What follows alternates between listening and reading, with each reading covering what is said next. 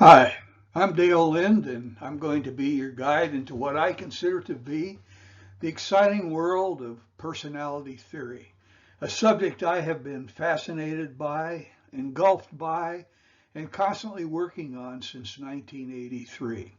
But first, you might want to know a little bit about me and maybe find some reason why it might be important to listen to me.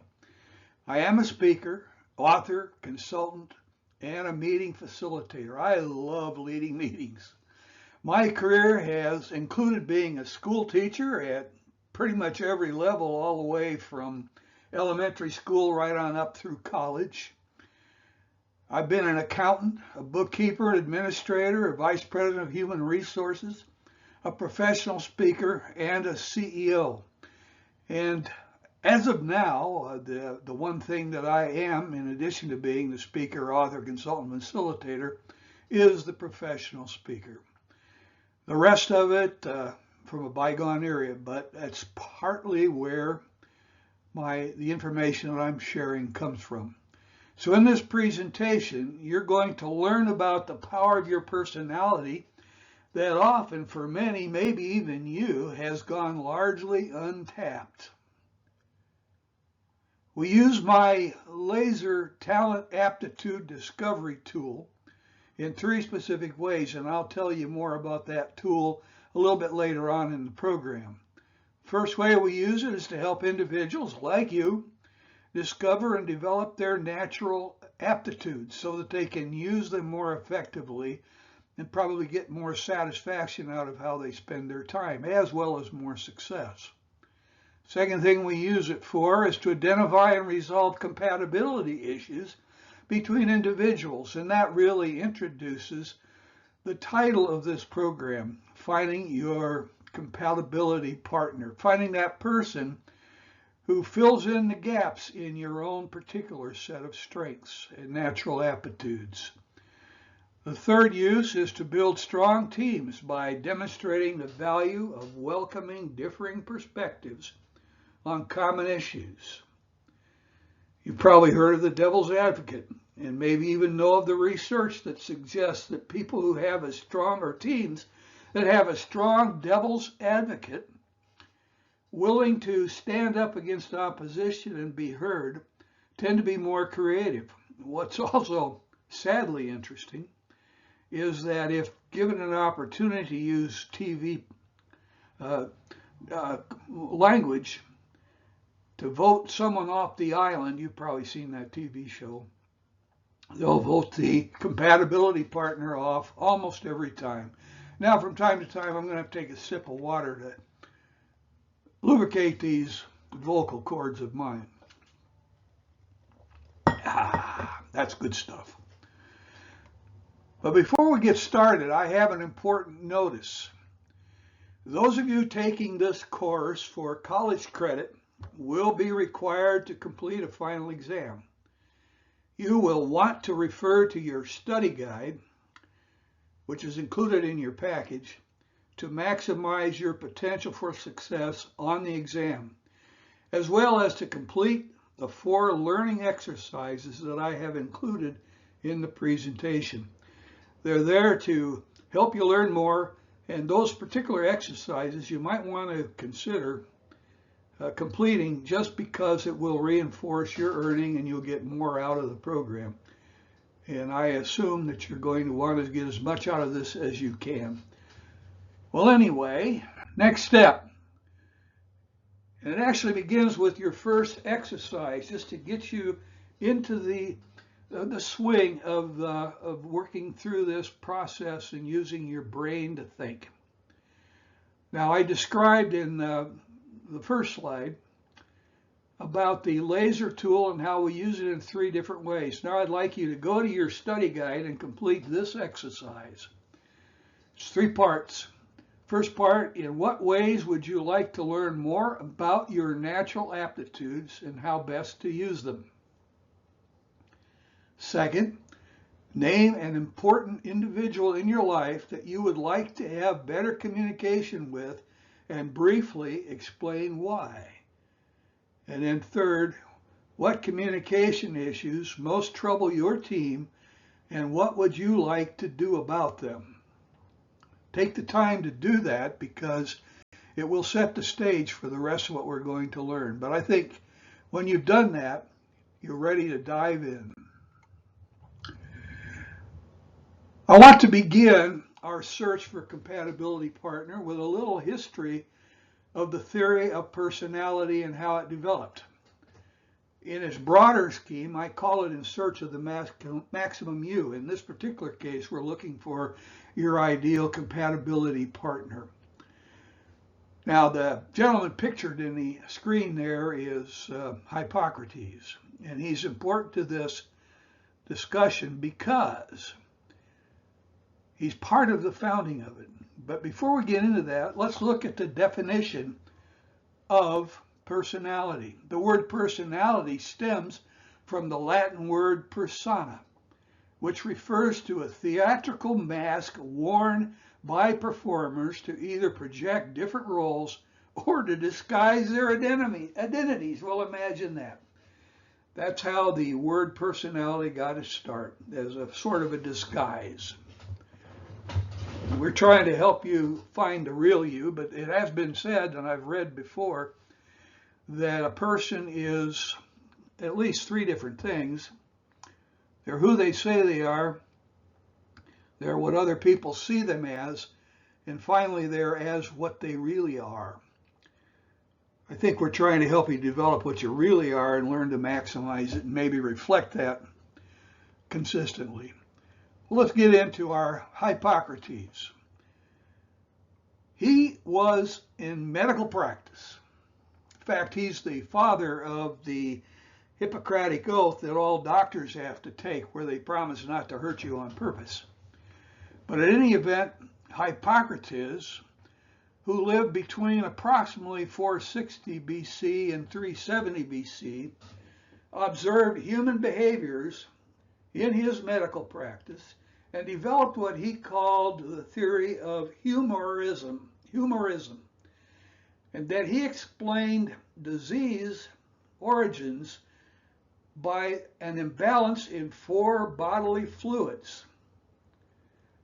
And depending on just how those fluids balanced in your system, determined what your disease was.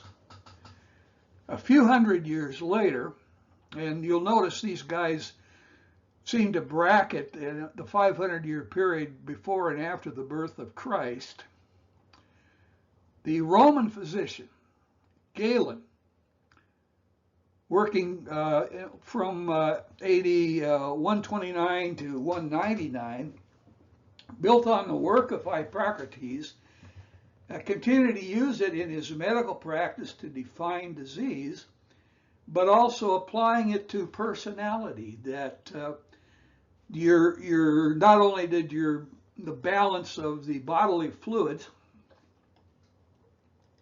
determine your personality and your illness, but it also determined your personality. An interesting application. These guys, by the way, were the equivalent of the male brothers around the turn of, well, around when we went from BC or BCE to CE or AD, depending on the terminology you prefer to use. So you're looking at the male brothers here. They were early. They determined that disease and personality came from the unique balance of the 4 bodily fluids that they identified. And interestingly enough, that prevailed as the basis of medical science pretty much into the 19th century. And we'll talk about one of the disastrous impacts of that a little bit down the road. So this mysterious mix of 4 bodily fluids that determine not only health but temperament. Let's look at them. First of all, this was cutting-edge medical knowledge. I want you to know that. I'm not sharing amateur stuff with you. I'm sharing with you cutting-edge medical knowledge of the time. And as I said, it lasted for several thousand years. Yellow bile, that was the first body fluid. And if you had a significant amount of yellow bile in your body, that determined what was called the choleric. Well, choleric, calories, heat, choleric, that personality as defined by Galen. Remember, the bile was defined by Hippocrates. Galen continued with that and added the personality temperaments to it. The choleric individual, as Galen categorized him, was action-oriented, authority-driven, directive giving, and taking charge. That's what that type of individual was known for. So that was the first body fluid. The second body fluid was blood. Sanguine, which literally means blood, bloody. If you had a lot of blood in your system, maybe your sanguine personality prevailed, and that meant you liked relationships, variety, networking, and fun. Then we have the phlegm. That was the third body fluid, and that was the phlegmatic personality. These were slower moving, cautious, consistent, orderly, and systematic. And I guess if your blood or your body was loaded with fluid that was full of phlegm, you might be a little slow moving too, because that's kind of thick.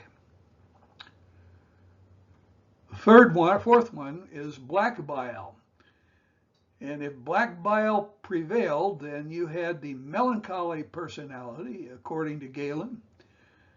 And that meant your focus was on quality, accuracy, precision. You're a very serious individual. So those are the four bodily fluids. And by the way, the terms choleric, sanguine, phlegmatic, melancholy are still used in some temperament analysis systems even to this day. Though, as you will soon see, I don't use them. But the remnants of humorism continued into the mid-19th century. That's the 1800s. It was still impacting medical practice. You recognize the individual in the picture. That's the first president of the United States, General George Washington, later President George Washington. And he's really one of the saddest examples of the medical use or misuse of humor theory, because part of it was bloodletting. You see, many physicians believed that if you had too much blood in your system, that made you sick, and the best thing to do was to remove some of that blood. Keep your mind on George Washington. Now, this procedure was performed by physicians, surgeons, if you will, but also barbers. If you couldn't find a physician or a surgeon to take care of it, you could go to a barber and maybe get yourself healed through bloodletting. They even pulled teeth. So you could get a couple of different health procedures done at the barber's office. And the symbolism of the spiral pull that still exists around barber shops in many places are symptomatic of the health work that they did. The tools they used were a fleam, or it's a spring-loaded lancet. They stick you with it, and knives, and later even leeches. Just plant those leeches on your body and let them suck the blood out and heal you.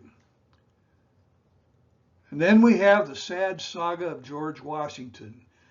Retired from the presidency at age 68, was a very healthy, active, large, powerful man with significant land holdings on his plantation. And one cold, rainy day, he was out riding across his land, surveying his property, his livestock, and got soaking wet. Naturally, that's what happens when you go out in the rain. Aren't I profound at times? Anyway, he came home and his wife was having a little dinner party.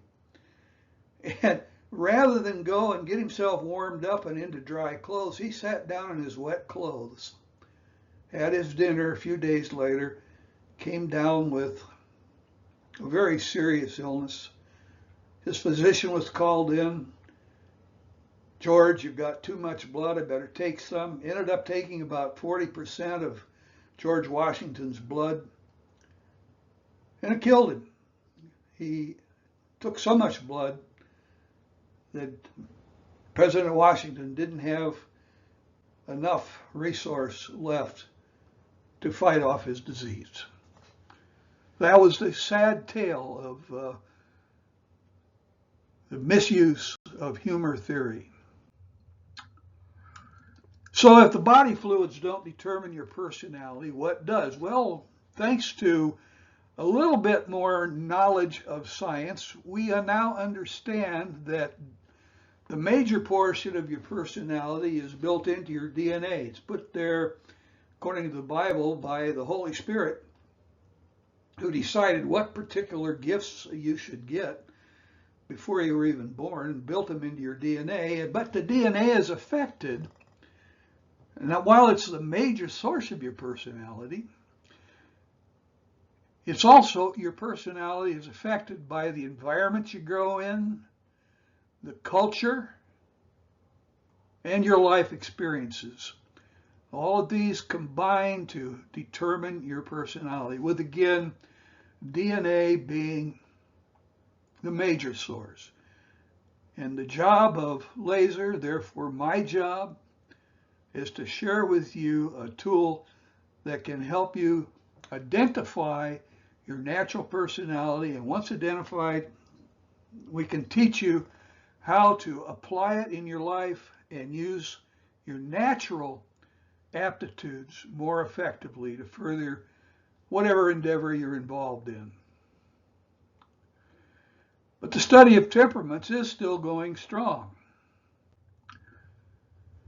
which leads us to exercise number 2. Once again, the worksheet's in your study guide. The cutting-edge medical knowledge of the ancient world held that all disease stemmed from an imbalance of 4 bodily fluids. What were those fluids, and what was the significance of each?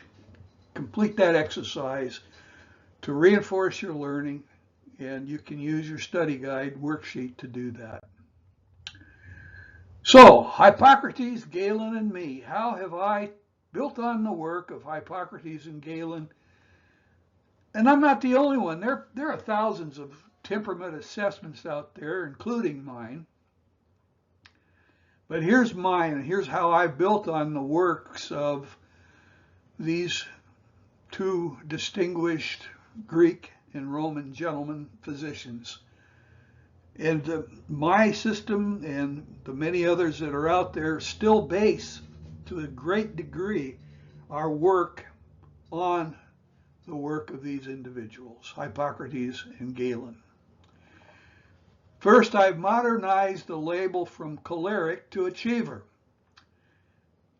The goals and the values are still the same: authority, directives, and taking charge. The philosophy is success is attainable by those with the courage to pursue it. If I work hard, am competent, and in charge, I can handle any challenge. If I'm good, I'm good. That's the philosophy. The goals are to be competent, pursue action, seek challenge, and be in control. Their aptitudes include confidence, drive, leadership, quick mind, determination, with a gift for overcoming obstacles. They can be like a bulldozer, if you will, moving a lot of dirt in every single direction. Nothing stands in their way once they get on a mission. Then I've modernized the label of the second one from sanguine to affiliator. And that the values are still relationships, variety, networking, fun, and this one is particularly meaningful to me because this is my primary one. You'll learn more about that in a little bit. But I really do like variety and fun and being around people. My philosophy is life was meant to be enjoyed. If I am warm, caring, and have a sense of humor, people will like me and I will be successful.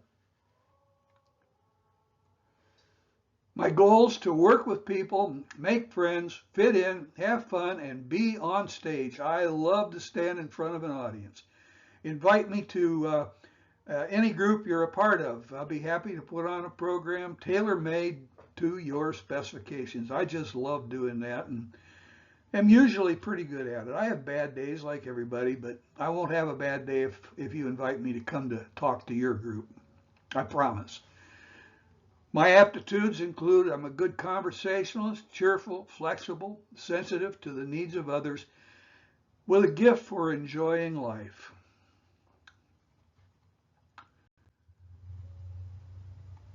Then there's the organizer. I've modernized the label from phlegmatic to organizer with the values of consistency, order, and system still being as Galen identified them. The organizer philosophy is life is too short for taking unnecessary chances. If I seek peace, obey the rules, stay calm, and build rationally on what I already have, I will be successful. Everyone wants to be successful. Goals are to preserve consistency, constancy, and tradition while living with maximum security, which are polite ways of saying try not to change anything and avoid risk at all costs. Aptitudes include systematic, logical, organized, economical, risk avoidant, traditionalist, detailed. And by the way, if you have a project you're working on and you're not particularly a good organizer, you'll see when we get into the compatibility partnership more, you will want an organizer to take a look at what you're doing, because if there's risk involved, they'll find it and you can decide whether you're willing to take the risks or whether you'd rather not take the risk that you've discovered. And then finally, I've modernized the melancholy label to perfecter, with the values still focused on quality, accuracy, precision, and seriousness.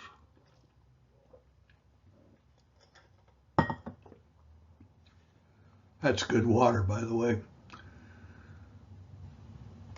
Philosophy is by being thorough, conscientious, principled, and accurate, I will be recognized for my quality work and loyalty and will achieve success. Goals are to make a difference, stand on principle, be accurate, precise, and always strive for maximum quality. Nothing wrong with any of that. Aptitudes include accuracy, empathy, compassion, humility, excellence, loyalty, thoroughness, and certainty. And if you're like me, you probably need somebody with fairly strong perfecter tendencies to review your work and make sure that it is accurate and that it has remained thorough and loyal to principle. So let's learn a little more about my Laisr talent discovery tool.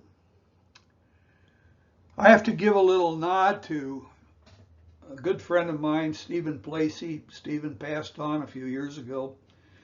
One of the most creative men I think I ever knew. He developed this name of Laisr for me, and it stands for Life Aptitudes Initiate Situational Responses. What that means is your natural, automatic response to the situations you run into, whether large or small, on a regular basis. Your responses are generated initially by your life aptitudes. In other words, how you're used to dealing with things is how you will first tend to respond to anything new that comes your way. Laisr is a word association test used to bring personality-based aptitude potential into sharper focus. And that's what I want to show you in the next few minutes here. So let's see what Laisr can tell us about me. See, I use myself as a learning tool here because of all the people I know, and I know a lot of people, I've been around a long time, but of all the people I know, I'm the one that I can be absolutely sure that I can talk about it without fear of being sued by me. I just don't think I would do that to myself. So I can say whatever I want. So use me as a learning tool here. But first, let's do this third exercise. Go to your study guide, and as you review the 4 families of personality aptitudes, which one is the most like you? Maybe as I went through them, you were beginning to identify. How would you describe that kind of person? So find that description. How would you describe that kind of person? And then which one is least like you? How would you describe that kind of person? You go ahead and you complete that exercise, and then before I begin the next slide, I'll tell you why I want you to do this. But please don't look ahead. Go ahead, complete the exercise, and then let me explain to you why. I do this exercise in live presentations. Divide people in groups by their highest scoring area and their least scoring area, and ask them to describe that kind of individual. And we do this before we get into any particular in-depth knowledge of what it means, just other than the thumbnail sketch. And what is interesting to me is virtually all of the time, when individuals are asked to describe the individual like the one who is most like them, that they most identify with, by and large, the descriptions are positive. They are, after all, describing themselves. On the other hand, when I put them in groups by their lowest scoring area and ask them to describe that individual, by and large, the descriptions are negative because they are describing the person who is their polar opposite, and probably also indicating the individual that they can learn the most from by having the patience and the respect to listen to.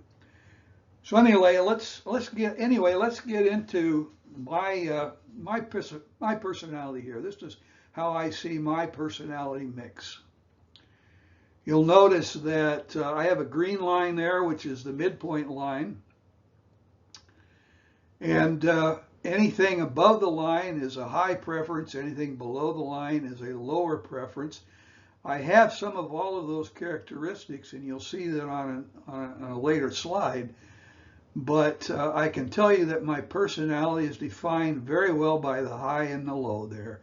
My high is the affiliator, which means I like to be around people, have fun. And my lowest is organizer.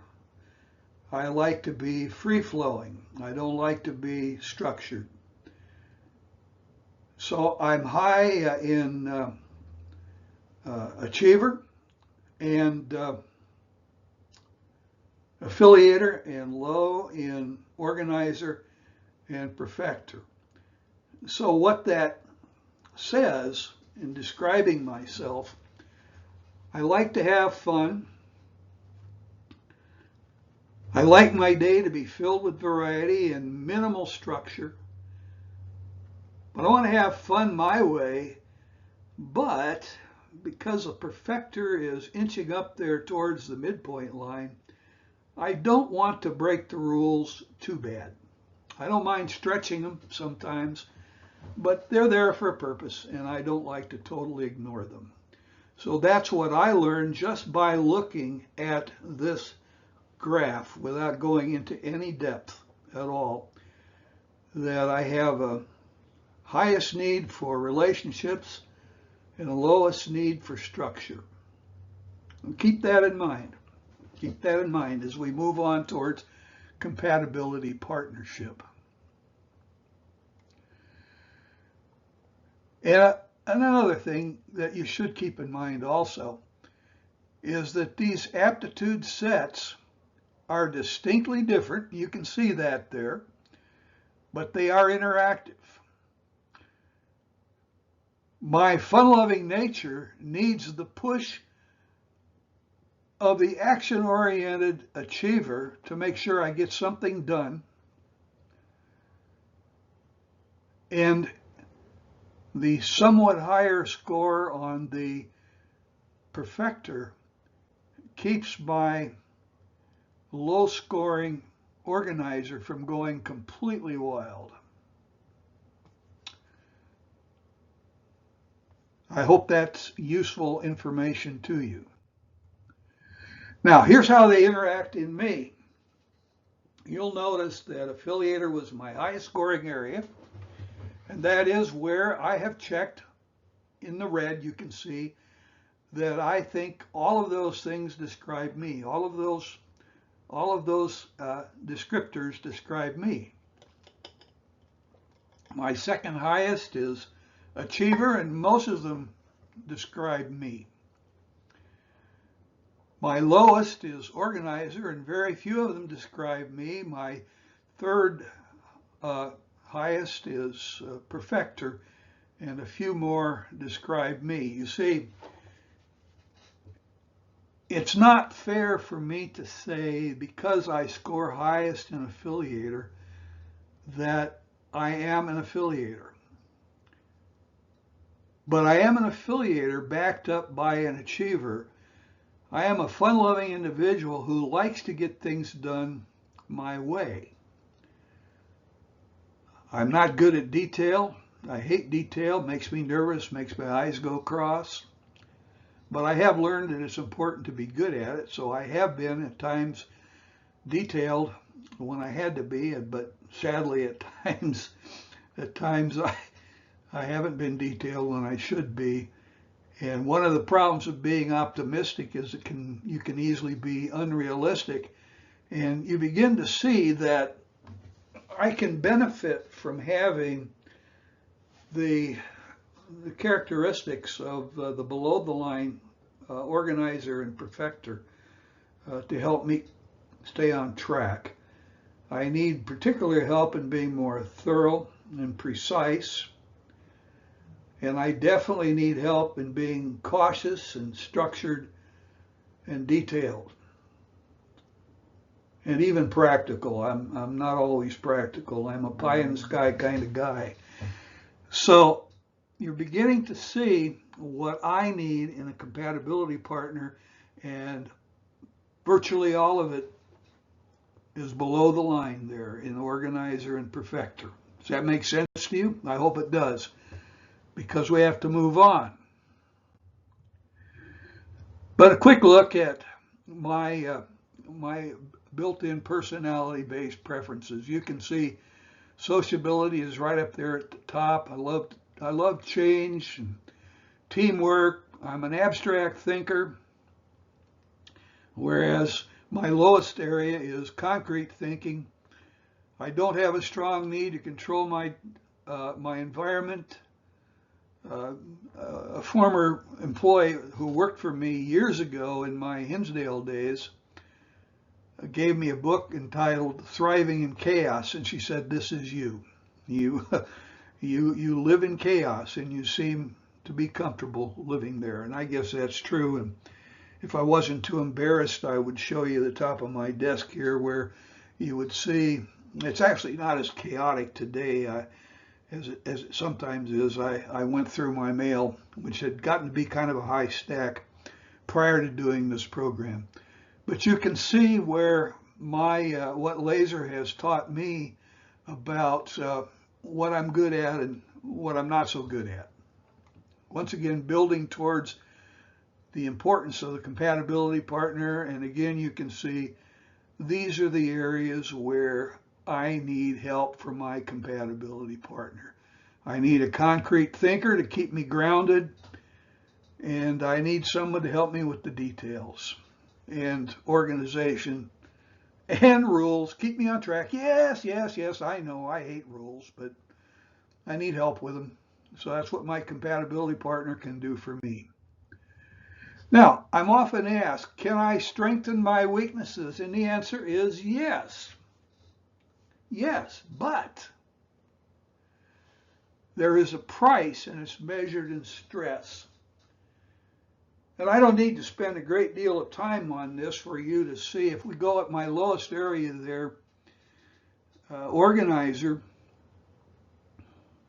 and we look at how low my natural aptitude is, and if I needed to be a lot more organized on a consistent basis, you can see a very high level of stress, almost an intolerable level of stress.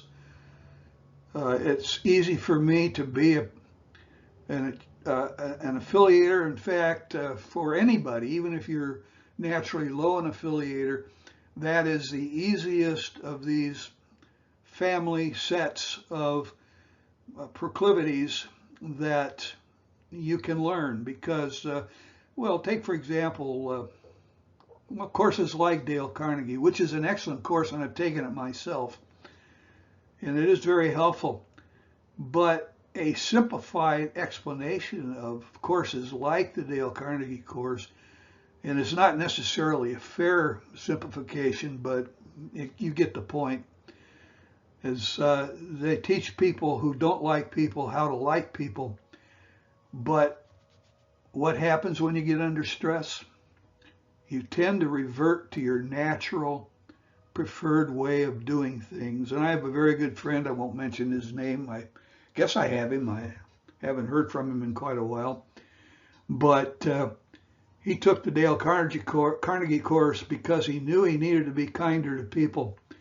But he's a classic example of an individual who put under stress, reverted right to his old ways, and all the people skills went flying straight out the window, usually without opening the window. They just crashed right through the glass.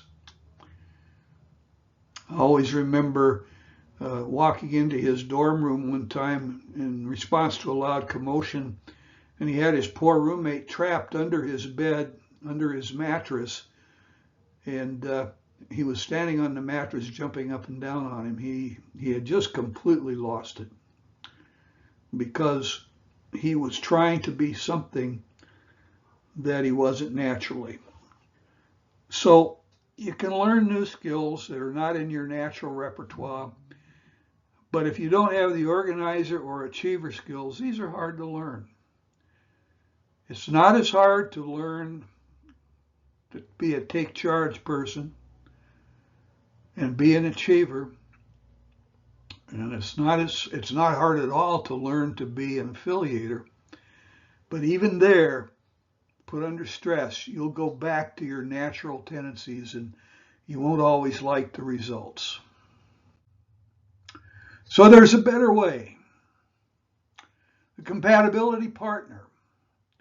I like to think of the compatibility partner as helping to perform the function that a transmission performs in a car, moving the power of the engine through the transmission, the gears in a transmission to the drive wheels to transfer the power of the engine to the drive wheels so that the car can propel down the road most effectively. And that's what a compatibility partner does for you. They help you transfer your complete power for more effective work. So let's look at my compatibility partner. I married mine, by the way. She's my wife, Janet. She knows I do this, but I don't imagine she would like to sit through a presentation.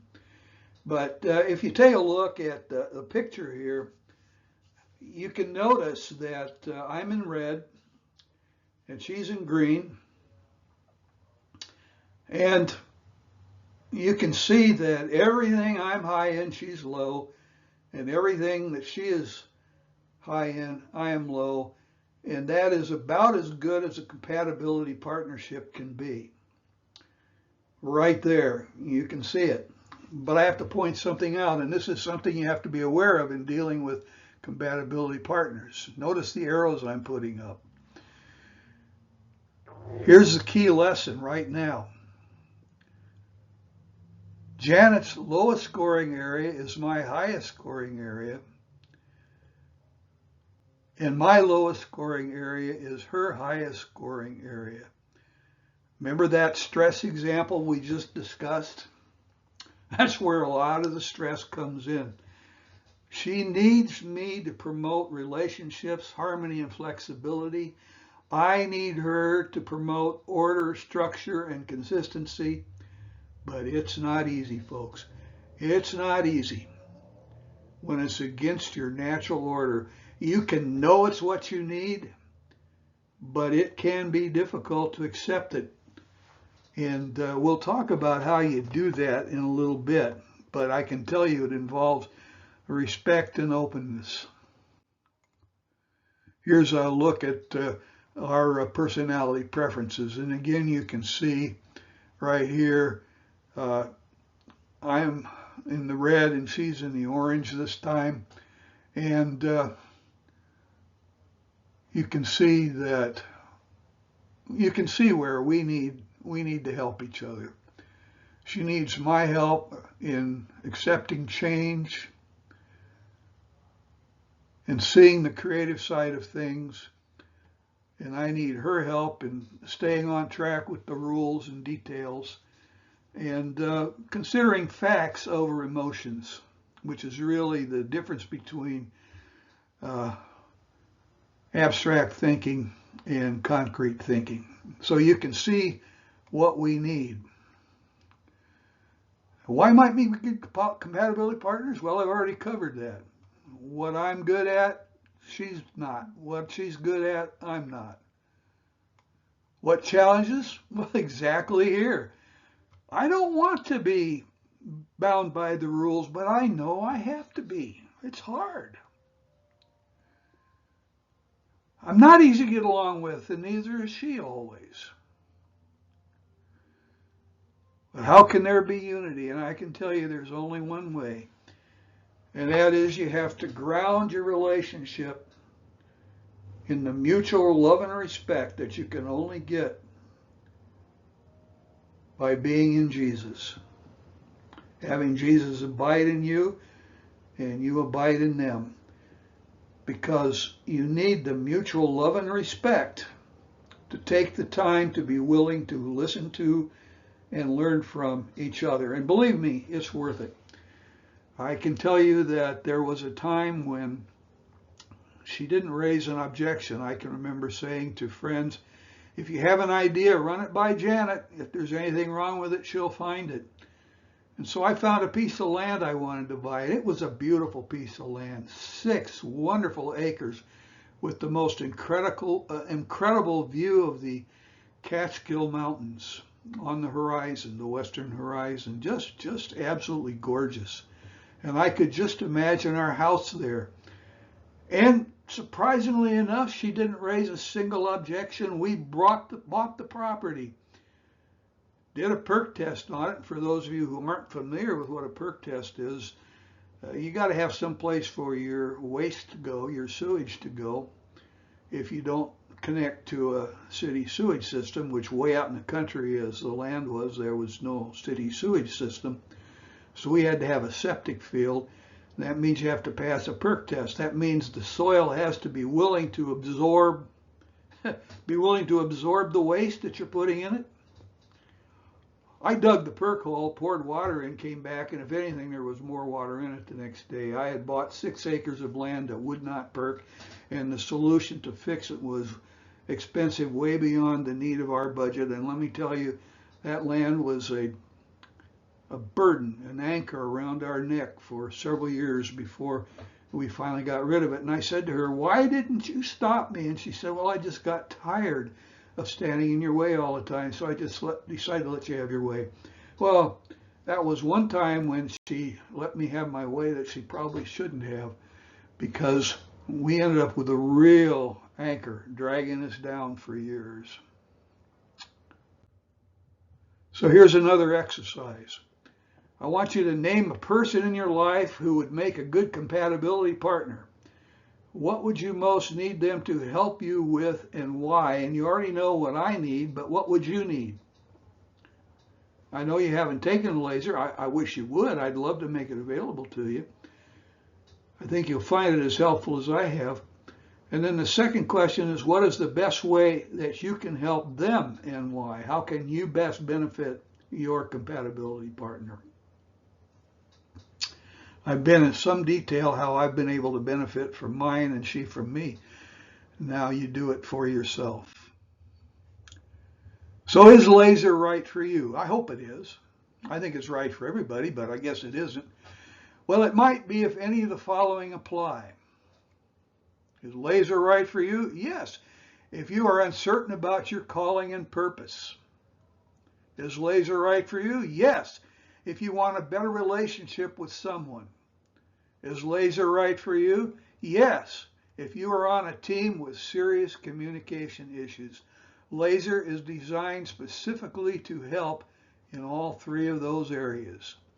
So if any or all of those issues apply, please consider taking a Laisr test, taking it with an individual if you want to understand your compatibility partner better and improve your relationship, and it really works that way. Or bring me in, let me work with your team, and we can make a major difference in improving the quality of communication in your team. I've seen it done. I've done it many times. I'd like to do it for you. Is Laisr right for you? Well, there's an important caveat. Laisr is a self-discovery communication relationship enrichment tool. It isn't meant to be prescriptive. There are prescriptive temperament tests out there, personality tests out there, and probably many of you have taken them, where you get a pattern, ESVPY, or whatever the letters are, and it tells you this is who you are, this is what you are, and this is how you behave.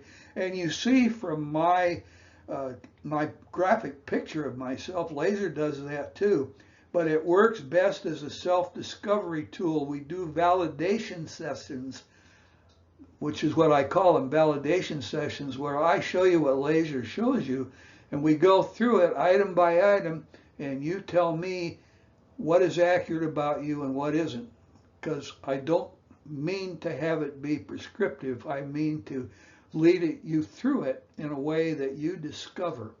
And if we come, and I hope I get a chance to do this, to work with you in a group, we will actually take the test together in a group and go through the exercises and learn as we go, and you'll have the advantage of working with people who know you well, who can say, yes, that's you, or no, it isn't. But that's a caveat I had to share with you. So if you're interested, I'd like to make the Laisr available to you. I've administered to hundreds of people, so you'll be joining a very large group of people who have taken it, and no one has ever said it didn't work. That isn't quite right. I think a couple people have said it didn't, but each time when we got a chance to look at it, they had filled out the forms wrong, and we were able to straighten them out and get them right back on track. Though I will have to say, the first guy was so far off base that he was still struggling with it at the end of, a 2 or 3 day session we did with his group. But out of thousands of people who've taken it, and the largest group I ever took it with was 250 people, and it worked very well. So if you're interested, it has changed lives. So to learn more about how Laisr can help you, email me at dale@eypnow.com, call or text 407-808-6690, and I recommend texting because I do look at every text. I have a screening system on my phone, and if I don't recognize your number, I won't answer. You'll leave me a message, but I will call you. I will call you back. So, by all means, try the texting though. So I hope you've enjoyed this program. You can look at this if you want to, for as long as you want to. Tell you more about me. But I think you know enough at this point, and I look forward to hearing from you. Thank you for giving me your time.